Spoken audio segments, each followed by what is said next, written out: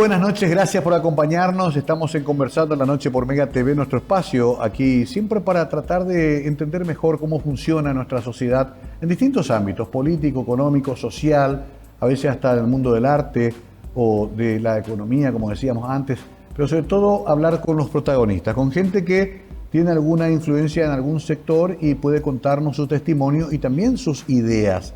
Eso es lo que pensamos cuando invitamos a Francisco Alcaraz, un hombre que tiene una larga historia de servicio público, llegó a ser inclusive intendente interino de Asunción, ocupó muchos cargos también en organizaciones no gubernamentales, siempre bajo la mira de la gobernabilidad, de la gestión pública, un ámbito que no es muy fácil de entender. Por eso lo llamamos hoy para que nos enseñe un poco acerca del tema y sobre todo a partir de su experiencia darnos algunas ideas de qué tenemos que hacer, sobre todo para mejorar la calidad de vida de nuestras ciudades, que es lo que todos queremos. Francisco Alcaraz, lo presentamos con una breve semblanza y luego comenzamos a conversar la noche con él.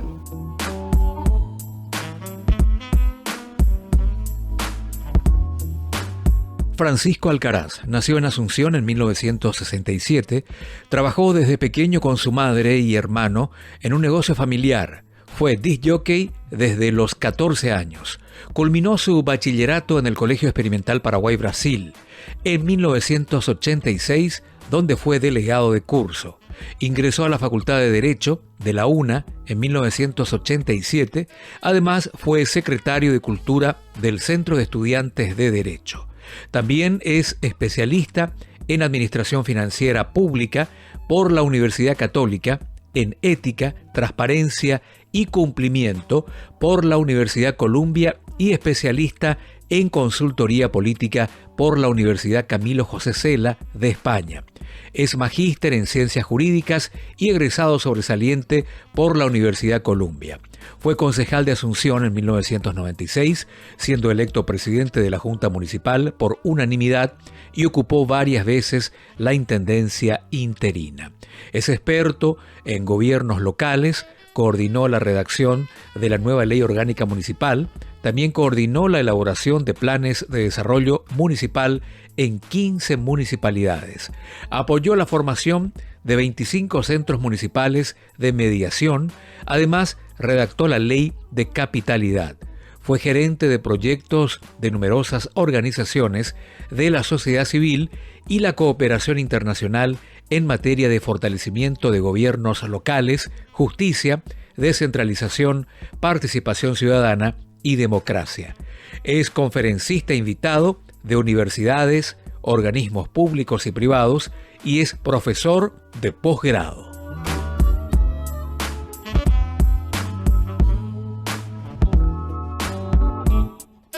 Bueno, a Francisco lo conocemos hace mucho, activista también dentro de su partido, el PLRA originalmente, funcionario municipal, después en varios lugares, y nos reencontramos, siendo yo intendente, en varias mesas de trabajo para articular obras que finalmente se pudieron hacer, desde Costanera Sur hasta corredor vial del Botánico. Difícil, porque todavía hay que consensuar pacto social, económico y financiero, gobierno país, gobierno ciudad, y es un hombre que conoce mucho el tema y siempre está tratando de ayudar en esos armados fundamentales para que las cosas ocurran. De esa experiencia él proviene. Francisco, primero, muchas gracias por estar acá.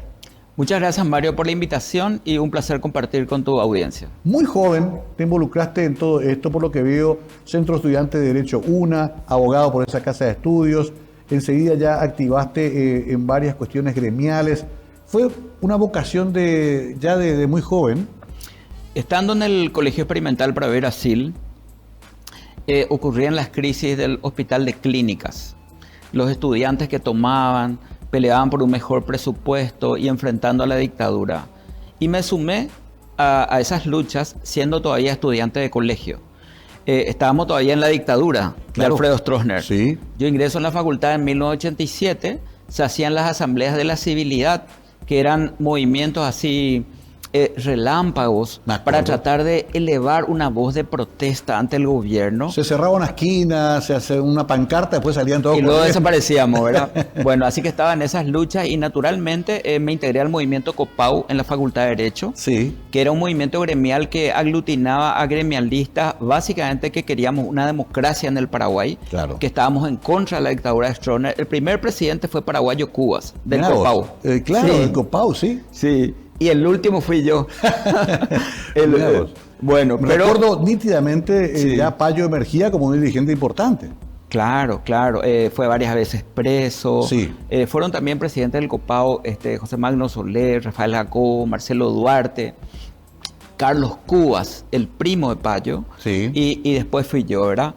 Pero si bien yo integré el centro de estudiantes y fui secretario de Cultura, en realidad la última elección yo perdí. Frente a Hugo Velázquez, imagínate. Era mi compañero. Claro. Y lógicamente la Facultad de Derecho se caracterizaba siempre por una mayoría de estudiantes del Partido Colorado y muy afines hacia la dictadura. De hecho, creo que fue la última vez que se desafió ese establishment en esa época. Porque hasta ahora sigue ese predominio colorado en Derecho. Pero sobrevivimos y salimos adelante, ¿verdad? Y bueno, a mí me tocó en la facultad la mitad. Se hace el golpe, sí, y entonces ya comenzamos a trabajar en una transición hacia la democracia, ¿verdad? ¿Y ya te habías afiliado al PLRA? Sí, yo me afilié al PLRA hacia la mitad de la Facultad de Derecho. Ajá. Y justamente con el grupo de jóvenes con quien trabajé en la facultad, en distintas facultades, ¿verdad? Porque teníamos también la FEUT, la Federación Estudiante Universitario del Paraguay. Con ellos después formé una lista de concejales al interior del PLRA. Yo tuve una lista independiente. Sí. Habían 15 listas. Una de ellas encabezó Adolfo Ferreiro. Ah, claro, sí. Pero yo le gané. Me acuerdo, sí. Claro. Me acuerdo. Celeste Amarilla, el profesor Martínez Yarge, que ingresó, Aide de Vargas. 15 listas en total. Nosotros metimos 6 concejales. ¿Y quién era el candidato a intendente? Martín Burr. Ya era Martín, que ganó. Era Martín que ganó las elecciones, pero como se votan en listas diferentes, entonces yo hice una lista propia de concejales, de jóvenes, y gané las elecciones internas, digamos, y después las nacionales. Claro. Y después ya aterricé en la Junta Municipal de Asunción. Imagínate vos, todo ocurrió muy rápido porque estaba terminando la dictadura, comenzaba la democracia, inclusive la elección de intendente era una novedad, había sido Carlos Filisola y después ya Martín Burr, o sea... No era que existía una tradición democrática. Estábamos aprendiendo, Francisco. Mario, en la perspectiva histórica hay que decir lo siguiente. Tenemos muy poca experiencia democrática y sobre todo en materia de municipalismo. Paraguay se independiza en 1811. Sí. Pero de 1811, imagínate cuántos años pasaron a 1991. Es la primera vez en la historia política del Paraguay que se eligen intendentes.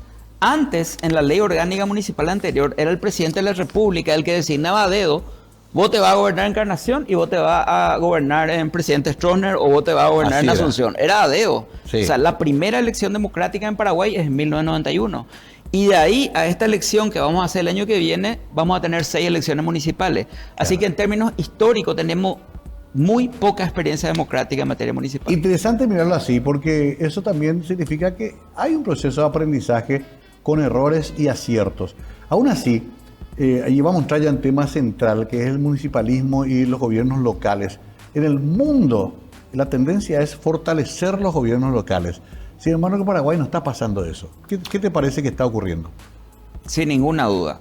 Yo creo que hay una mirada, Mario, equivocada conceptualmente de lo que significa la gestión pública. Si podemos hacer algo de didáctica, yo diría lo siguiente. El Estado, conceptualmente, es la población, los 6 millones y algo que estamos en el Paraguay, el territorio donde habitamos y el gobierno. Ese es el Estado paraguayo. Y ese gobierno solamente administrativamente está desagregado en gobierno central, departamental o municipal. Claro. Pero el gobierno debe, en una relación de coordinación interinstitucional, gobernar el Paraguay.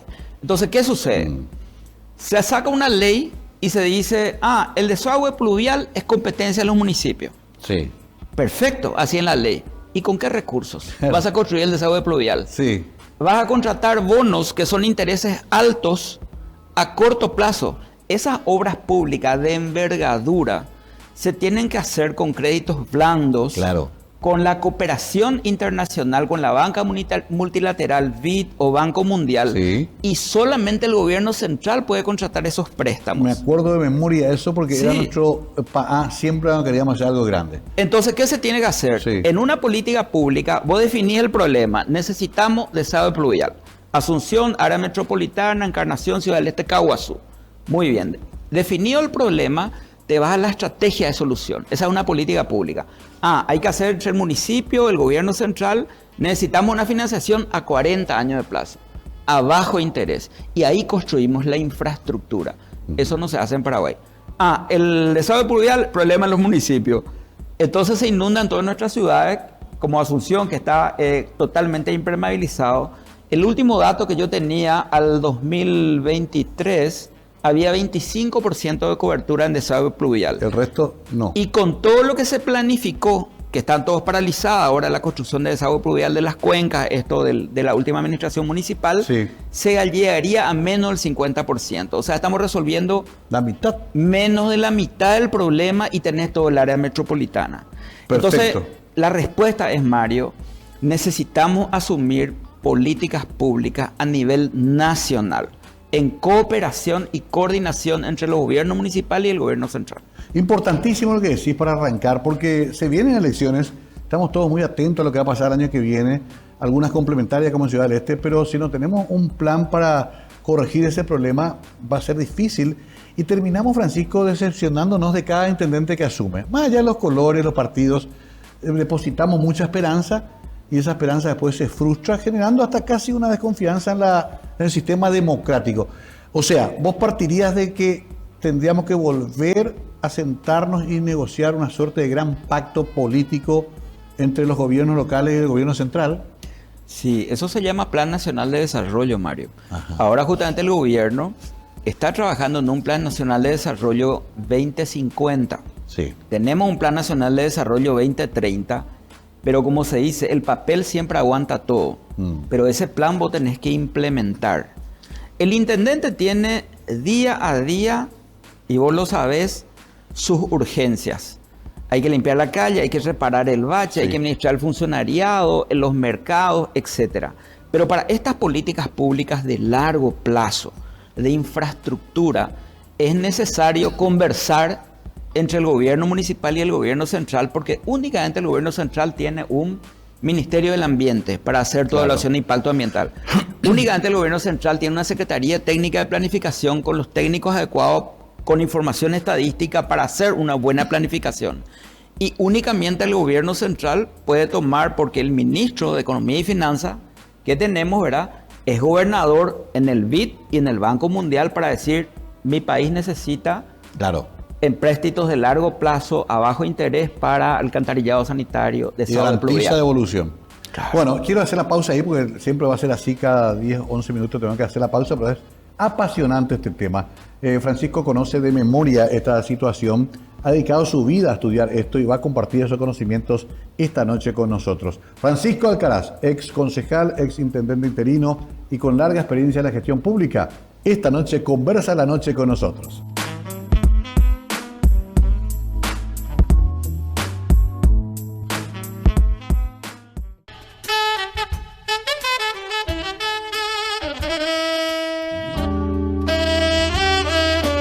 Francisco Alcaraz con nosotros. Naciste en 1967 y veo algo muy interesante. Trabajabas con tu mamá y tu hermano en la despensa familiar. Sí, teníamos un negocio ahí en Garibaldi, Palma. Ah, mira Lo vos. que sería hoy la chopería del puerto en la Sí. esquina. Ah, yo me iba ¿verdad? por ahí. Sí, ahí trabajamos muchos años.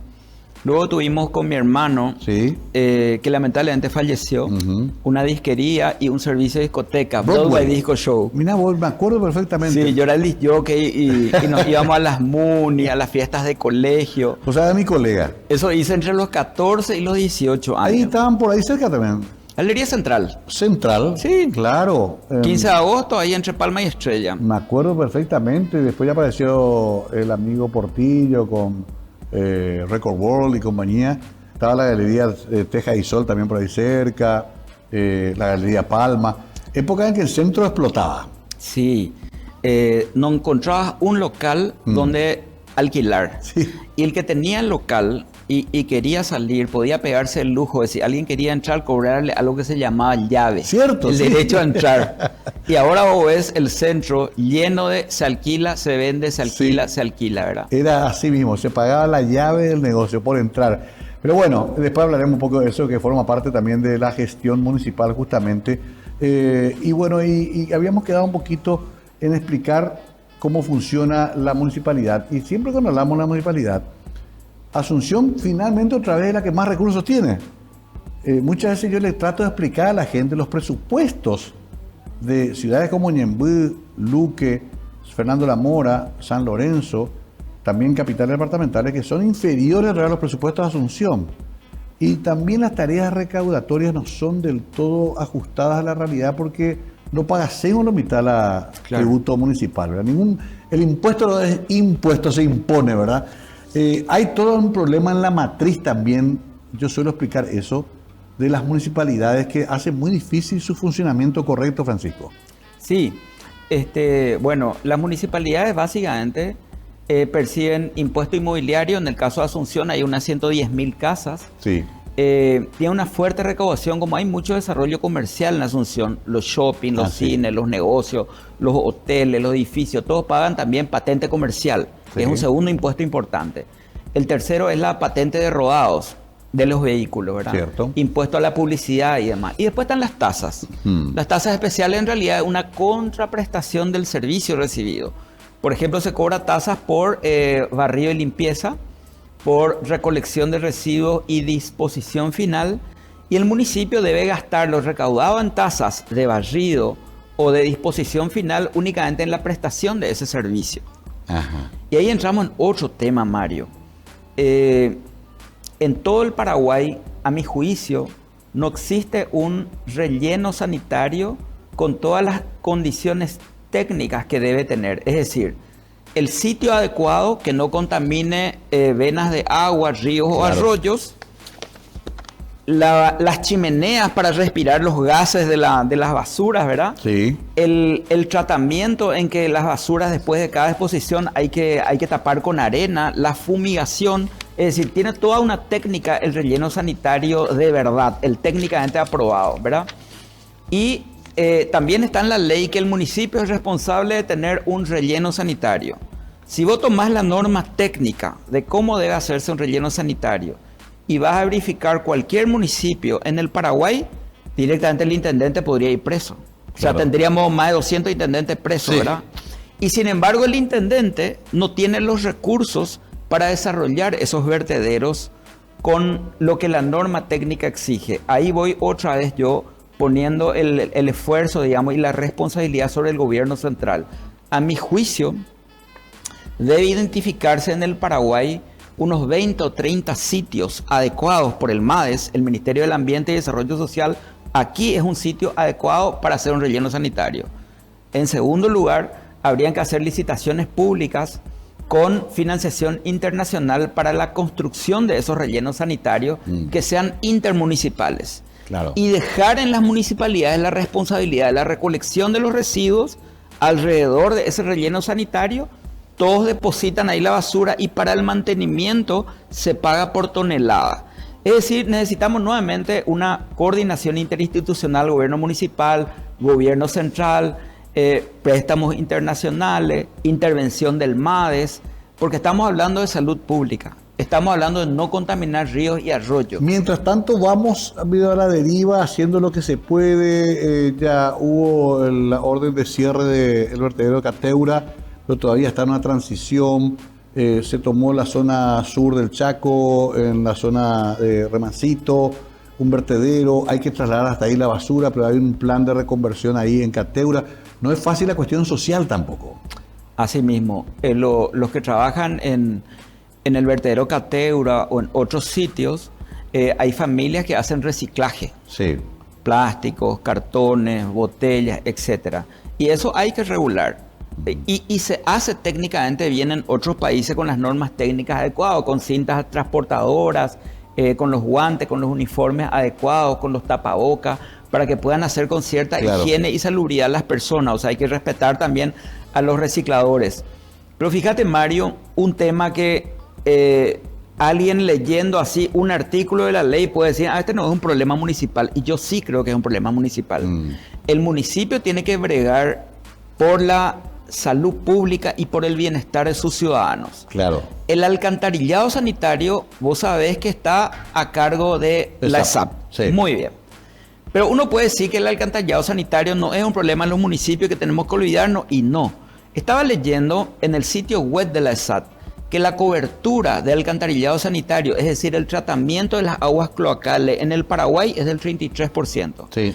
Y de la cobertura. Estuve hace poco con Luis Fer Bernal acá y me explicó muy bien. ¿Y cuántas aguas negras son tratadas? El 11%. Poquísimo todavía. 2.9 millones de metros cúbicos por día de agua negra se descarga en el río Paraguay. Y del río Paraguay la ESAP toma el agua para potabilizar el agua para que todos podamos consumir el agua. Claro.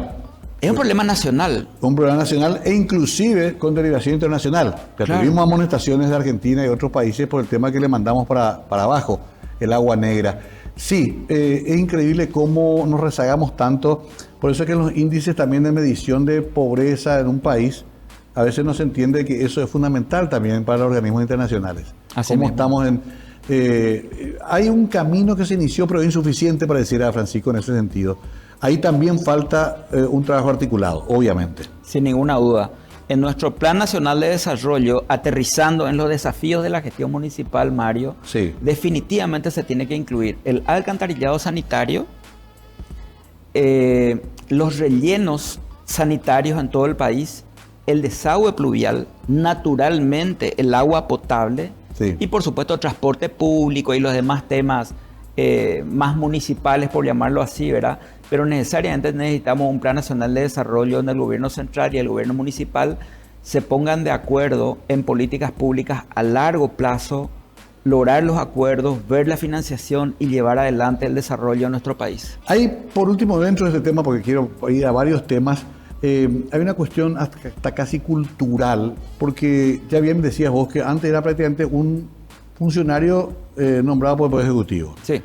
Muchos pues dicen, ¿cómo lo que antes era tan bueno este intendente? Era casi un funcionario del gobierno central.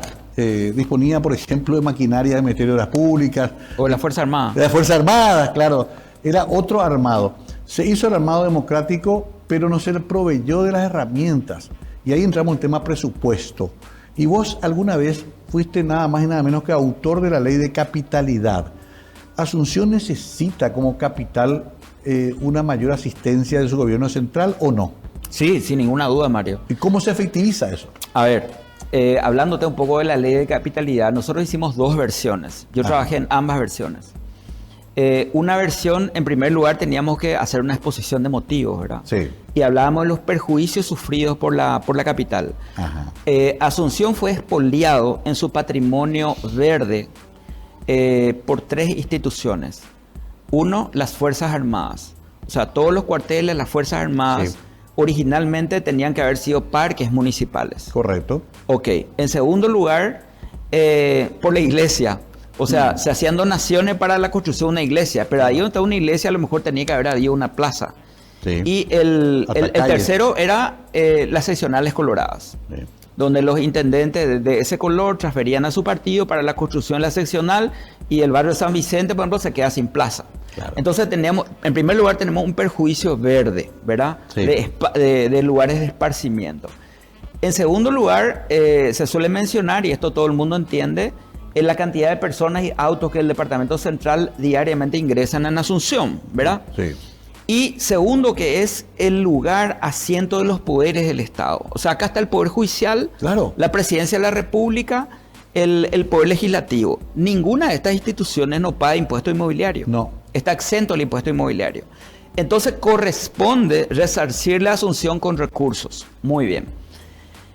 Ahora bien, en la segunda versión que trabajamos, ya no me voy a extender. Sí, porque podemos desarrollar. Para poder pasar el proyecto de ley y que los diputados y senadores nos digan, esto va a usar todo el intendente Sí. en salario, pusimos que el pago de la deuda, porque en realidad hay una deuda del gobierno central Sí. atrasado por tasas especiales de todas las instituciones. Correcto. Entonces se escribió eso y dijimos, páguenle la deuda al municipio de Asunción y Asunción solo puede gastar en obras de infraestructura.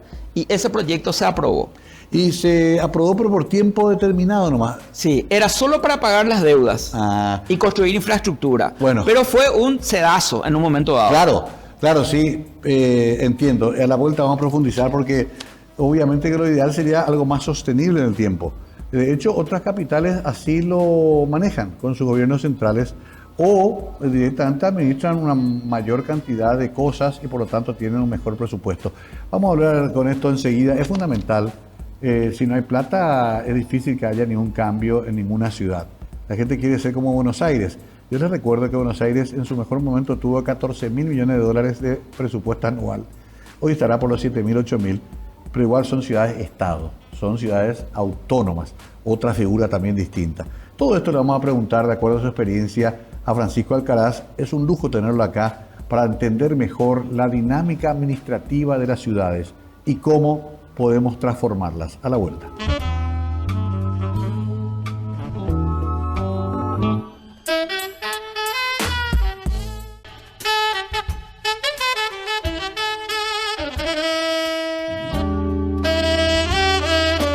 Bien, estamos con Francisco Alcaraz, que es especialista en gestión pública, más que nada en general. También ha trabajado para el gobierno central en proyectos específicos, obviamente que trasciende lo municipal. Pero como queríamos hacer hincapié en esto, ya que estamos cerca de elecciones municipales, quiero aprovechar sobre todo su experiencia.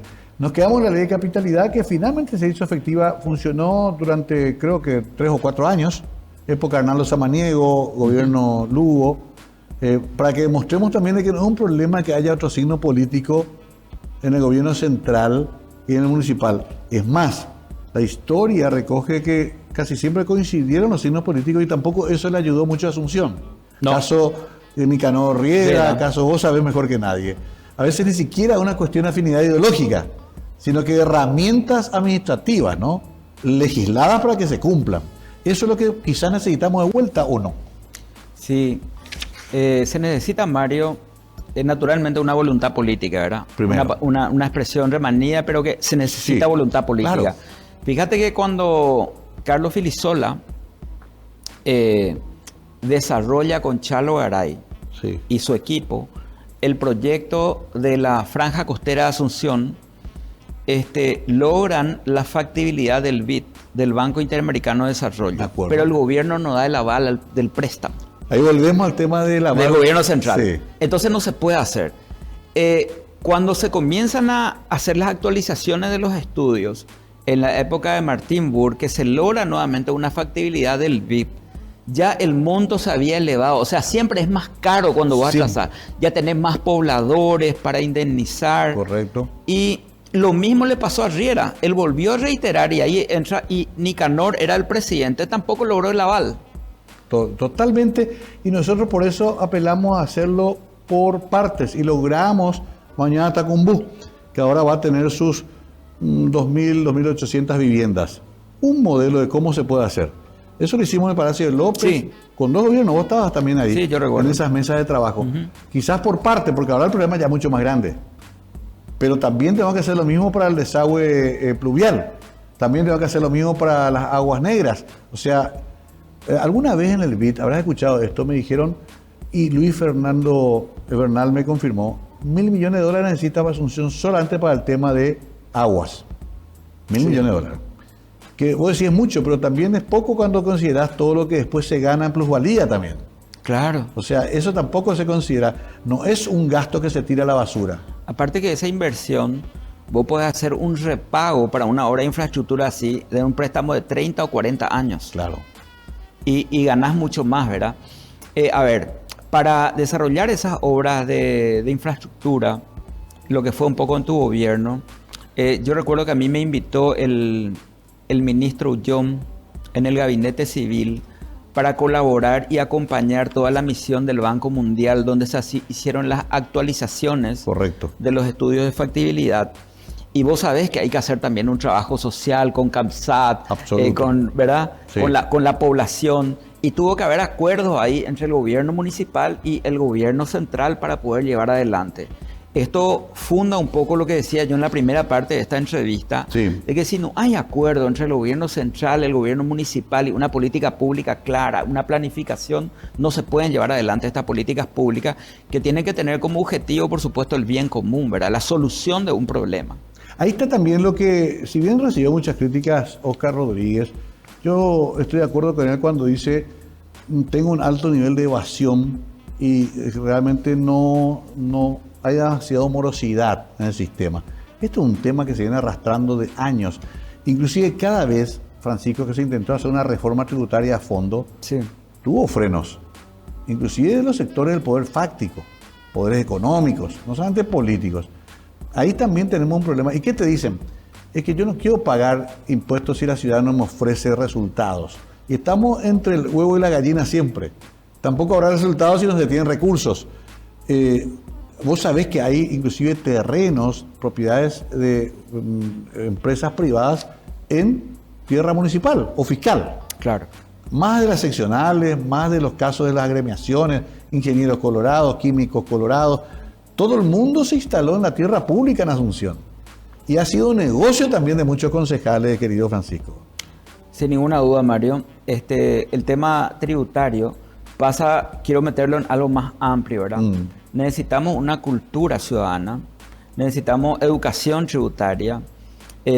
Cuando estaba pensando en educación vial, por ejemplo, estaba pensando en un plan de educación vial que tiene que incorporar a la escuela, al colegio, pero también el trabajo de los municipios en los barrios.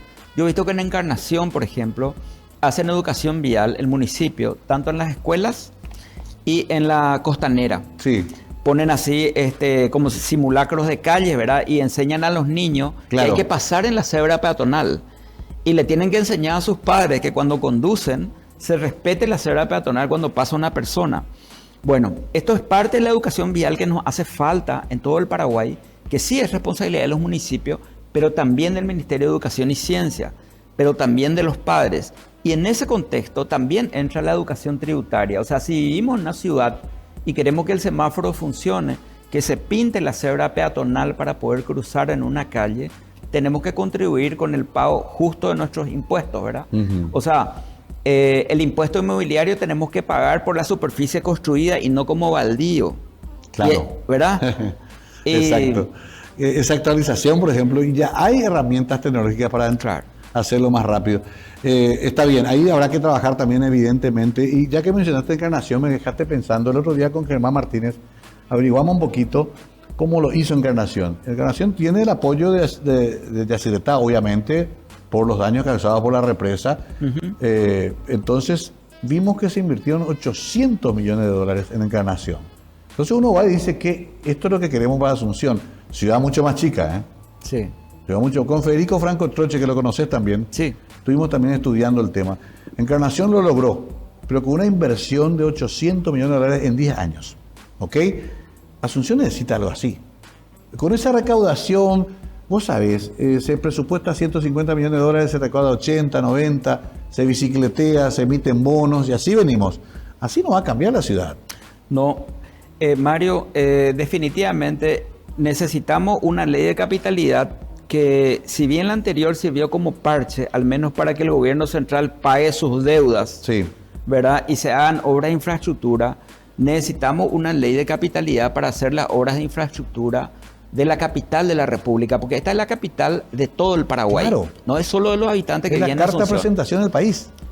Aquí están el sitio histórico, están los poderes del Estado, las instituciones públicas que no pagan impuestos, y estamos muy presionados como ciudad en la necesidad de un alcantarillado pleno, de un desagüe pluvial pleno.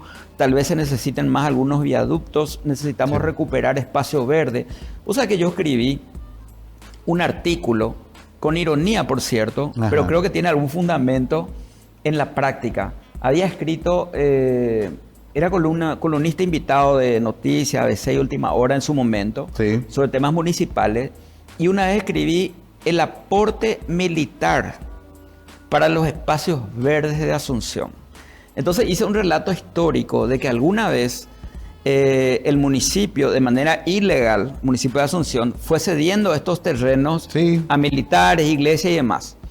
Pero que finalmente, como ellos le ponen un cercado perimetral, casi ya no hay soldaditos ahora, y tienen grandes espacios, por ejemplo, en el RI-14, Transmisiones, Hermoso la Caballería, Ñuguazú, ¿verdad? De que eso puede ir transformándose en parques abiertos al público, en un acuerdo municipio-gobierno central para habilitar, no para este sector privado, porque ahora está privatizado por los militares. Ahora está privatizado y eso se tiene que convertir en parques públicos, porque nosotros no salimos de el Parque Carlos Antonio López, el Parque Caballero, que no se puede usar, ¿verdad? Sí. Por suerte ahora tenemos la Costanera, tenemos Ñuguazú y después no tenemos parques. Ya no. Entonces necesitamos esos parques y necesitamos equiparlos, iluminarlos, ponerlos cámaras.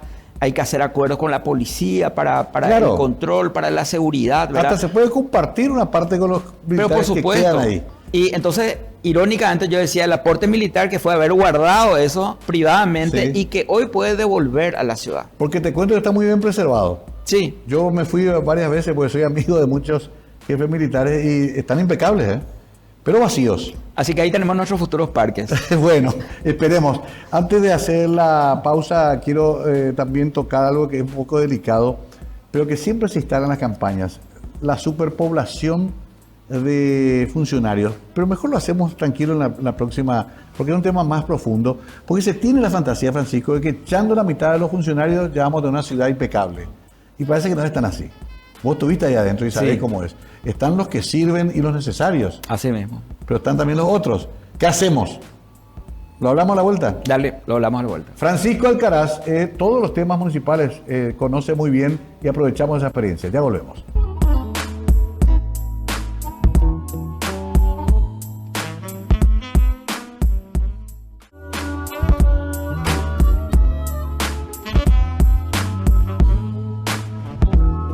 Francisco Alcaraz con nosotros, munícipe de Alma. Llegaste a ser interino también, intendente. Ocupaste el famoso sillón ahí de intendente. Fui presidente de la Junta Municipal. Ajá. Y entonces en varios viajes del intendente y permisos ocupé la intendencia interino y nos tocó resolver temas importantes. Sí. Tuvimos una especie de tornado en Asunción. Un día se destruyó la ciudad y justo había viajado el intendente. ¿Verdad?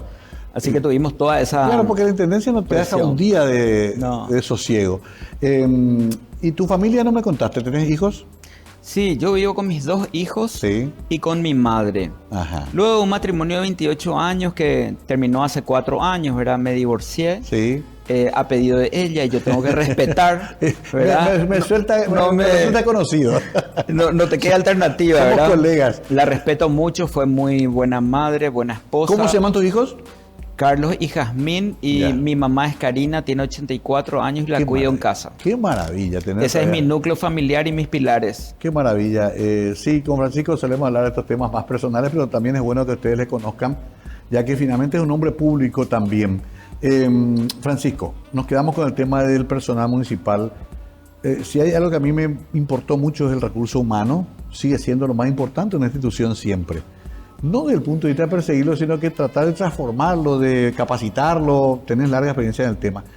Pero sí, convengamos que también hay como una superpoblación en Asunción. ¿Qué habría que hacer? Bueno, en primer lugar, Mario, quería agregarte algo de lo que hice, ¿verdad? En la vida profesional. Al terminar la concejalía, yo hice 96-2001. Después comencé a trabajar en varios proyectos con organizaciones de la sociedad civil y entre ellos construimos la nueva ley orgánica municipal, una redacción de 285 artículos, que fue un trabajo mío, pero muy participativo, con la red de mujeres munícipes, AJUMPA, OPASI y la red de Contralorías, y finalmente fue aprobado en el Congreso. Y ahí tocamos el tema de recursos humanos para entrar en tema, ¿verdad? Hablábamos de, por ejemplo, el tema de los empréstitos. Sí. Los préstamos categóricamente está escrito en la ley que vos podés contraer un préstamo únicamente para infraestructura, no para gasto corriente, lo que sería el personal. El municipio tiene algunos impuestos, por llamarlo así, de libre disponibilidad. La patente de rodado, la patente comercial o el impuesto inmobiliario ingresa en el presupuesto y por el lado del gasto vos podés anotar todos tus gastos corrientes ahí, luz, agua, teléfono y los gastos de personal, y tenés que limitarte a eso. Los empréstitos, los gastos de financiamiento, tienen que ir vinculados a obras de infraestructura o gasto de capital. Ya. También hay una confusión con eso. Un gasto de capital, por ejemplo, es un nuevo software del manejo de las recaudaciones del municipio. Es un gasto de capital. La actualización del catastro, las fotos satelitales para medir adecuadamente los metros cuadrados de construcción de las casas, es un gasto de capital. Así que en primer lugar hay que respetar la ley, ¿verdad? Sí. Con tus ingresos corrientes, pagás tus gastos corrientes. En segundo lugar está la optimización del uso de los recursos humanos. Como vos bien sabés, por supuesto que el personal que hace la limpieza, que barre, que cuidan las plazas, es un personal necesario. Sí, fundamental. Lo mismo que en las áreas sociales. Ahora bien, en las áreas administrativas está lo que se denomina el personal suficiente, ¿verdad? Para cumplir ciertas funciones, y hay personal eficiente en toda la administración pública, incluida en la Municipalidad de Asunción. Sí. Y están las personas que a veces son incorporadas por las autoridades municipales Por cupo político. por cupos políticos que posiblemente estén de más. Ahora bien, con el respeto a las normas laborales, un nuevo intendente, una nueva administración, no puede sencillamente en una propuesta populista decir yo voy a echar a 1000 personas. Sí. Eso no se puede hacer. Uno puede cumplir los contratos y no renovarlos. Claro. Se maneja por el Código Civil. Sí. Uno con el personal nombrado tenés que respetar y solamente puede salir por sumario administrativo si tiene reiteradas ausencias o un mal desempeño de funciones. Correcto. Entonces, siempre hay que respetar la ley. O ¿verdad? puede con los preavisos correspondientes despedir, pero tiene que pagar lo Sí. que la ley estipula. Yo recuerdo que la administración Riera hizo un préstamo y la aprobó la Junta Municipal para despedir vía indemnización. Eso también se puede hacer. Sí. No recuerdo si eran unas 500 personas más o menos, para aliviar. Y supuestamente el cálculo era de que el préstamo se iba a pagar con la disminución de esa carga salarial. Pero siempre hay que proponer algo razonable, el respeto a la ley. Y además, Mario, hay también personal mal utilizado. O sea, También. faltan a veces en muchas áreas de servicios de la municipalidad personal y sobran en otros. Claro. Entonces hay que trabajar también con creatividad en la reconversión del personal en áreas donde sí hace falta su servicio. Sí, interesantísimo esto que decís. De todas maneras, cuando eras concejal municipal, no había 3.000 funcionarios en la Junta. De ninguna manera. Es una picardía también ya esa cantidad, ¿no? Nosotros metimos también el concurso de méritos, Sí. que es también está indicado por la ley ya actualmente de la Claro. función pública, ¿no? ¿Qué pasa? Se comenzó a ejercitar eso, pero siempre está el cupo político que te dice, no, yo necesito mi personal de confianza. Por ejemplo, un concejal, un vicepresidente de la Junta dice, yo necesito y va metiendo gente. Eso es lo que en un momento dado hay que hacer un pacto, decir, acá vamos a parar. Claro, hay varias figuras que utilizan incluso los parlamentos de otros países, ¿verdad? Que se los contrata al personal de confianza, pero como asesores. Como asesores y con un plazo determinado. Entonces el concejal Claro. se retira con su asesor que le ayudaba de Correcto. confianza. Claro, no se queda ya ¿verdad? para siempre. No se queda nombrado. Pero este modelo prebendario se repite tanto en los municipios como en el Congreso Nacional. Ya, vamos entrando en la recta final porque se nos acaba tan rápido el tiempo. Se vienen las elecciones el año que viene. No olvidemos también, estimado Francisco, que hay otras reglas de juego también ahora. Cambió el tema de la proporcionalidad, de las listas abiertas. Se complicó, me parece a mí más todavía el sistema, pero es lo que hay en el nuevo orden jurídico. A partir de eso, ¿te parece que es más difícil todavía articular alianzas? La oposición tendrá que buscar un solo candidato para enfrentar al siempre poderoso Partido Colorado. ¿Cómo ves políticamente esta elección el año que viene? Ya. Bueno, primero, Mario, es importante hacer algunas precisiones en números. El año que viene, en el 2026, tenemos que elegir 263 intendentes en todo el Paraguay. En segundo lugar, 2.823 concejales. Anoten esos números, son fantásticos. Sí. Porque a veces pensamos en Asunción nomás. Sí, y esos 2.823 concejales, con el nuevo sistema electoral, en realidad cada uno es una candidatura independiente. Correcto. Por la votación, Cierto. por lista preferencial, ¿verdad? Bien, en junio van a ser las internas de los partidos y movimientos políticos, junio 2026, Sí. creo que es el 8. Y en octubre las elecciones generales. Así que tenemos todo ese escenario y vamos a ver, a mi juicio, no 263 campañas electorales que son las de los intendentes, sino que van a haber propuestas posiblemente de 2.823 concejales por la cantidad de partidos que pugnen. Sí. Porque Y son movimientos. 2.823 cargos, ¿verdad? Sí. Pero por cada cargo de concejal pueden haber 5 o 6 de diferentes listas. Así que vamos a tener una dinámica impresionante, ¿verdad? Sí. Allá al final, los municipios tienen que hacer un plan municipal de desarrollo, Mario, Claro. ¿verdad? Que está previsto en el artículo 225 de la Ley Orgánica Municipal, que el municipio tiene que tener una misión, visión, objetivos y las acciones económicas, sociales y ambientales para llevar adelante su gestión. Y muchas de esas acciones, insisto, se tienen que hacer en coordinación interinstitucional con el gobierno central. Ese es el desafío, a mi juicio, no solo para los 263 municipios, sino sobre todo para el gobierno central, que tiene la llave del BID y del Banco Mundial, Claro. tiene el Ministerio del Ambiente, tiene el Ministerio de Economía con la Secretaría Técnica de Planificación, que ahora está adentro, tiene la Secretaría de Talentos Humanos, ahora se llama la Secretaría de Función Pública, que está también dentro del MEF, ¿verdad? Sí. Tiene la Secretaría Nacional de Turismo para coordinar con los municipios un desarrollo turístico interno, ¿verdad? Claro. Cosas que Entonces, movilicen. el desafío es para el gobierno central, para el gobierno municipal, para sacar adelante el Paraguay. Qué interesante ese planteo que haces, porque si no pensamos que es un problema local nomás, es un problema regional de cada ciudad que se arregle como pueda. Así no va a poder ser. En otros países funciona de la manera en que dice Francisco, como una especie de plan nacional conjunto donde las ciudades no queden afuera de ese plan. Y a partir de ahí, obviamente, Francisco, también está la esperanza de que finalmente nuestras ciudades mejoren. Y ahí me quiero detener en Central. Central es la mayor aglomeración habitacional posiblemente del país. Claro. Yo suelo contar 13, 14 ciudades alrededor de Asunción. Sí. Acá hay que encarar también como un tema del área metropolitana, ¿no? Sin ninguna duda. No podemos seguir pensando que Asunción no es el problema. Tenemos Luque, Ñemby, San Lorenzo, Villa Elisa, todo lo que nos rodea, alguna vez tenemos que planear y actuar conjuntamente, ¿no? Sí, yo voy a citar algunos nombres, Mario, A ver. que creo que son mucho más representativos que el mío en temas urbanísticos. Uno es Federico Franco Troche, otro Sí. es Mabel Causarano, Gonzalo Garay, ¿verdad? Que ya estudiaron ese tema. Que ya estudiaron. Ellos siempre han dicho que tiene que haber una autoridad metropolitana. Correcto. Y generalmente, como el caso de Buenos Aires, Montevideo, Uruguay, tiene un liderazgo la capital, Montevideo, ¿verdad?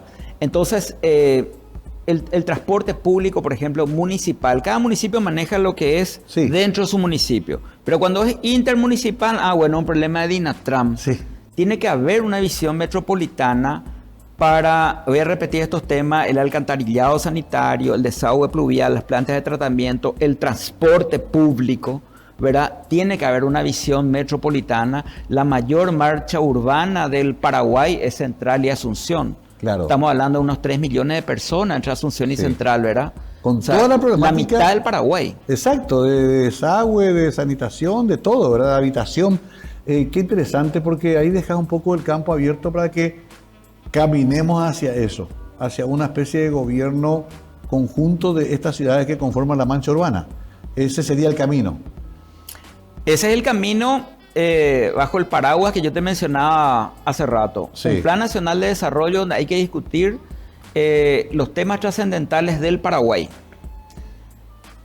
Coordinación interinstitucional entre municipio y gobierno central y específicamente autoridades metropolitanas, posiblemente en el entorno de Ciudad del Este, en el entorno de Caguazú, en el entorno de Encarnación, que van a ir constituyéndose también en manchas urbanas y la más importante, la de Asunción y toda su área metropolitana.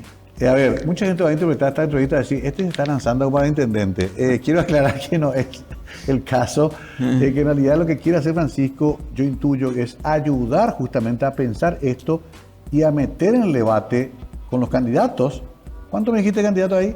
263 municipios tenemos que elegir. ¿Y cuántos concejales? 2.823 cargos. Lo ideal sería que esa cantidad de personas pueda sentarse con Francisco y hablar de estos temas frente a la gente para ver qué quieren hacer con esta situación. Y conste que hablamos de un 20% nomás de la problemática, no hablamos de salud, no hablamos de seguridad, no hablamos de cultura. O sea, la municipalidad es mucho más que un escudo y un sello. Y creo que esto es apenas el comienzo, Francisco, vamos a seguir hablando de este tema. Creo que es uno de tus grandes temas, es una de tus pasiones en tu vida. No, sin dudas, Mario. Para aclarar eso que comentaste, yo fui concejal 96-2001. Sí. Y a partir de ahí abracé el mundo de las consultorías, del desarrollo institucional, del fortalecimiento de gobiernos locales. Trabajé en la ley orgánica municipal a nivel nacional, en la ley de capitalidad. También estuve en los procesos de creación, pero siempre desde el sector privado, de los municipios de Filadelfia, Loma Plata y Teniente Irala Fernández. Trabajé con las cooperadoras menonitas. Trabajé en 15 planes de desarrollo municipal con 15 municipios. Y ¿Rendición de cuentas también? Rendiciones de cuenta, acceso a la información pública, creamos oficinas de acceso en 15 lugares. Y en realidad mi objetivo profesional es fortalecer a los gobiernos municipales y la estrategia es la coordinación interinstitucional, políticas públicas con una mirada de un Paraguay desarrollado. Clarísimo, Francisco. Hay que aprovechar a este hombre injustamente también señalado por el tema de las ONGs. No quise tocar el tema porque era para otro programa, pero los que conocemos a Francisco sabemos que fueron infundadas aquellas acusaciones y parte de una guerra política que corresponde a otro escenario. Hoy queríamos hablar de esto, de cómo mejorar la calidad de vida de usted, señor, señora, que en su barrio necesita soluciones concretas. Vamos a seguir conversando con Francisco Alcaraz. Gracias por venir, Francisco. Muchas gracias, Mario. Un saludo a tu audiencia.